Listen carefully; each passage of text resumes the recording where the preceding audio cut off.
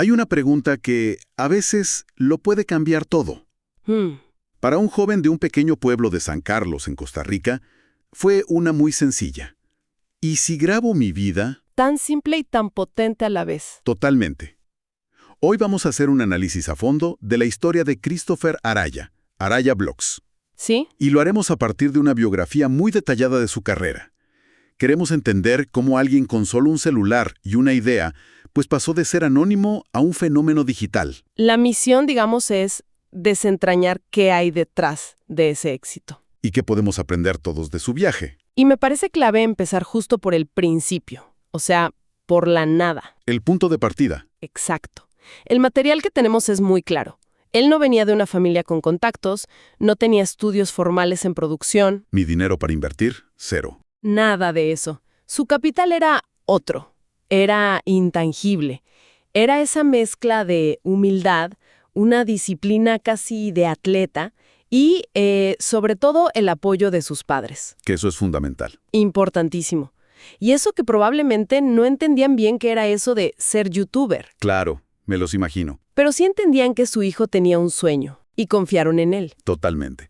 Y me llama mucho la atención algo que se resalta al principio. A ver. Que empezó con 0 ingresos, pero también, y esto es lo importante, con 0 presión. Ajá. Hoy parece que si empiezas un proyecto digital tienes que estar pensando en monetizar desde el día 1. ¿Crees que esa falta de presión fue, en realidad, su mayor ventaja? Sin la menor duda. Fue la tormenta perfecta para la creatividad. Así. Claro, al no tener la presión de un patrocinador o la necesidad de generar ingresos ya, tuvo la libertad absoluta de experimentar. De equivocarse. De equivocarse, de encontrar su propia voz sin que el mercado se la dictara. Estaba creando por el puro placer de crear. Y eso se nota. Se transmite. Se transmite.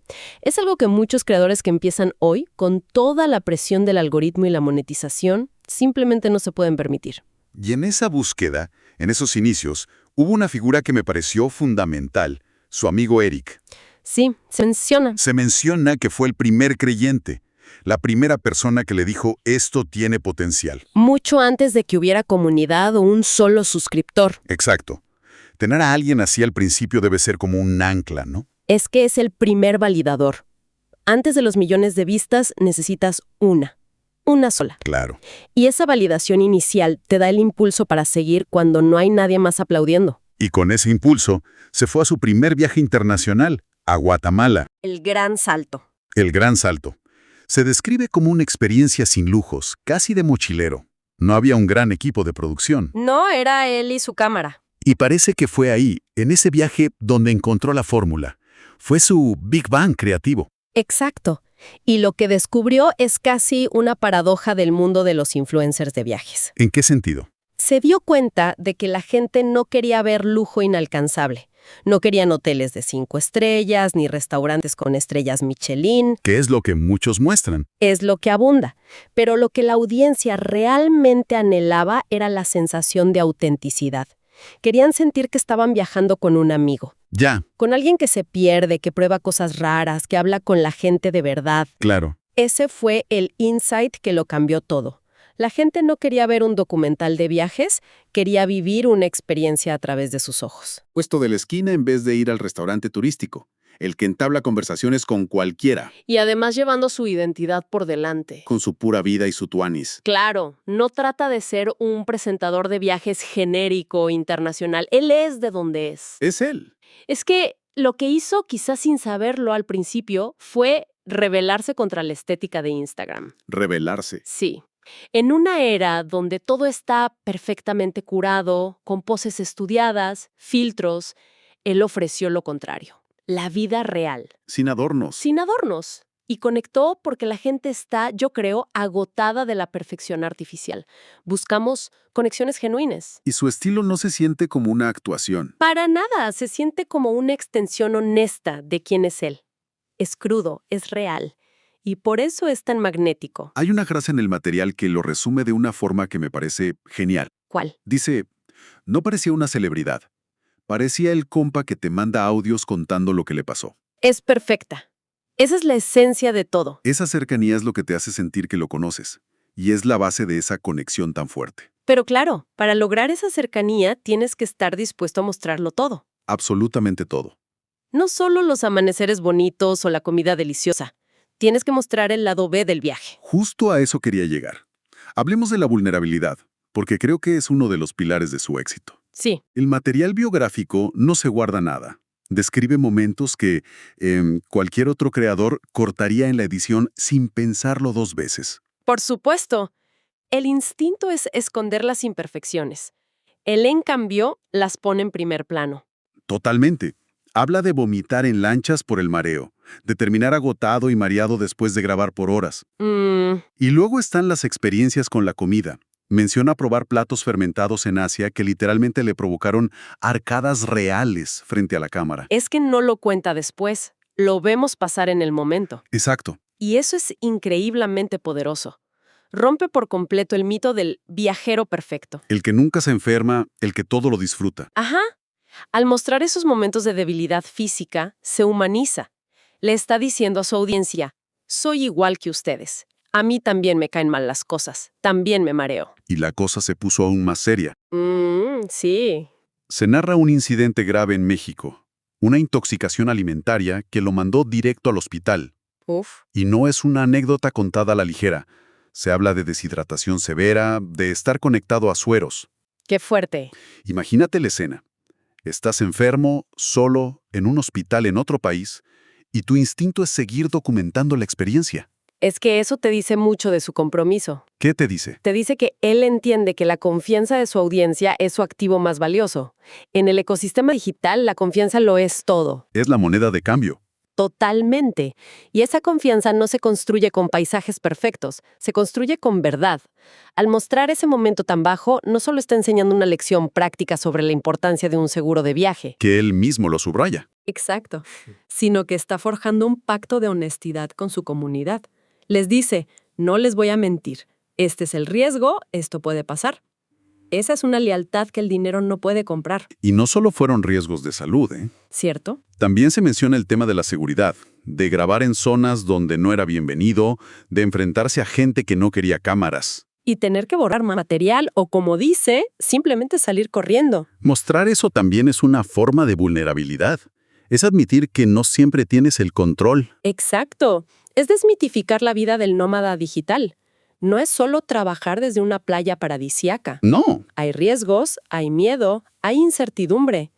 Y al compartirlo, crea una narrativa mucho más rica y, sobre todo, más creíble. Y en medio de todas esas comidas extremas y situaciones de riesgo, hay un detalle que me pareció muy tierno. A ver. Muy revelador. Su placer culpable. Encontrar una buena hamburguesa en cualquier rincón del mundo. Claro. Después de probar insectos y platos rarísimos, ese sabor familiar es lo que él describe como volver a casa. Es que esos pequeños detalles son los que construyen a una persona, no a un personaje. Buena distinción. No es solo Aray el aventurero intrépido. También es Chris, el chico que a veces solo quiere algo familiar que le recuerde a su hogar. Esa dualidad lo hace tridimensional. Y mucho más querible. Mucho más. Ok, entonces, mostrar esa honestidad tan cruda obviamente generó una conexión brutal. ¿Fue ese el punto de quiebre que lo catapultó a un nivel más global? Porque una cosa es tener una comunidad leal y otra es convertirte en una figura reconocida internacionalmente. Yo creo que fue la base. Y sobre esa base de confianza empezó a construir puentes. Las colaboraciones fueron clave. La de Luisito Comunica. Por ejemplo, la que se menciona con Luisito Comunica en Japón no fue solo un video divertido. ¿No? Fue como recibir la bendición del Papa de los youtubers de viajes en español, ¿no crees? Es una buena analogía, sí. Fue una validación ante una audiencia masiva. Exacto. Y no se quedó ahí.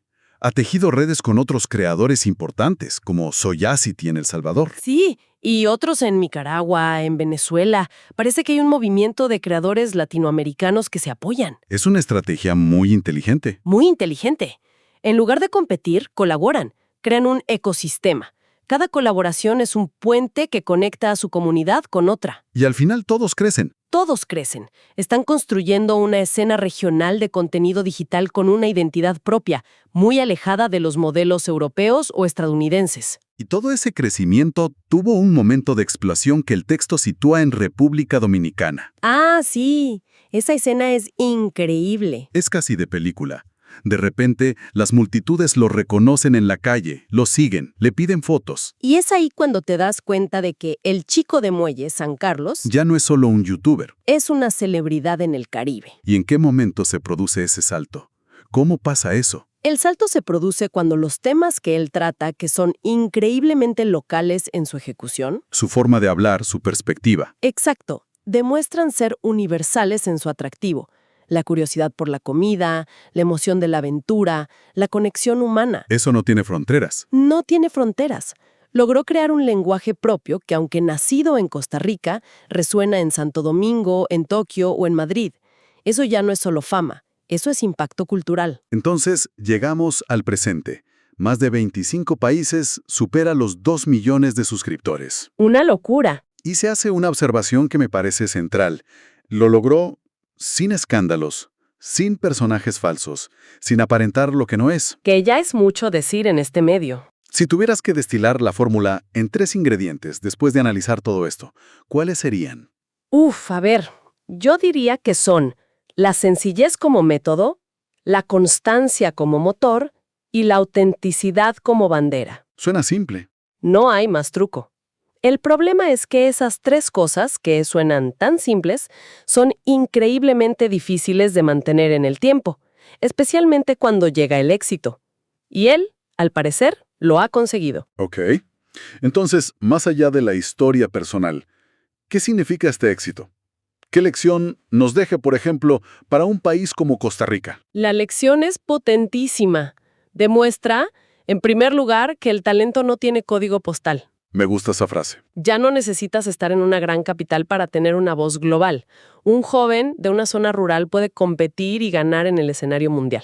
¿Y el segundo lugar? Redefine lo que un país exporta. Costa Rica es conocido por el café, las bananas, el turismo. Lo tradicional. La historia de Araya demuestra que ahora también exporta creatividad digital y que ese puede ser un producto tan o más valioso que los tradicionales. Y a partir de esa idea se extraen unas lecciones muy concretas para las nuevas generaciones de creadores, ¿no? Sí, el mensaje es casi un manual de instrucciones. Empieza ya, con el teléfono que tienes en la mano. No esperes a tener la cámara perfecta. Y sobre todo, sé constante y aprende. Se insiste mucho en la necesidad de adquirir habilidades técnicas como la edición o entender la inteligencia artificial. Es que se está validando la creación de contenido como una profesión seria. Como una carrera viable. Exacto. Se acabó la idea de que esto es solo un hobby para adolescentes. Y lo más interesante es que no se queda en el consejo individual, sino que lo eleva a una propuesta de política de Estado. Esa parte me pareció fascinante. Se sugieren acciones muy concretas para el gobierno. Muy concretas. Integrar la edición de video y la inteligencia artificial en los currículos de los colegios. Crear laboratorios digitales en las comunidades para que los jóvenes tengan acceso a equipos y software. Ofrecer becas para producción audiovisual. Si conectamos los puntos, lo que se está pidiendo es una modernización del sistema educativo y de las políticas de fomento para adaptarse a la economía del siglo XXI. El argumento de fondo es que el mundo ya cambió. El futuro del trabajo es este, y los países que no preparen a su gente para esta realidad, dándole las herramientas, el apoyo, se van a quedar rezagados. La historia de Araya Blogs pasa de ser una anécdota inspiradora a ser un caso de estudio que demuestra el retorno de la inversión en creatividad y tecnología. En definitiva, cuando ves la película completa, la historia de Araya Blogs no es realmente sobre la fama o sobre los viajes. No. Es una historia sobre la perseverancia. Es la historia de alguien que se mareó, que vomitó, que se enfermó gravemente, que pasó sustos, pero que a pesar de todo, nunca dejó de apretar el botón de grabar. Exactamente. Y eso nos deja con la reflexión final, que es quizá la más provocadora de todas. A ver. Si un joven de un pequeño pueblo de San Carlos pudo convertir un simple celular en un pasaporte que le abrió las puertas del mundo, esto nos obliga a hacernos una pregunta muy personal. Ya no sobre él. No, sobre nosotros. La pregunta que queda flotando es, ¿cuál es el verdadero alcance de la herramienta que tenemos en el bolsillo todos los días? ¿Qué historia increíble estamos dejando de contar?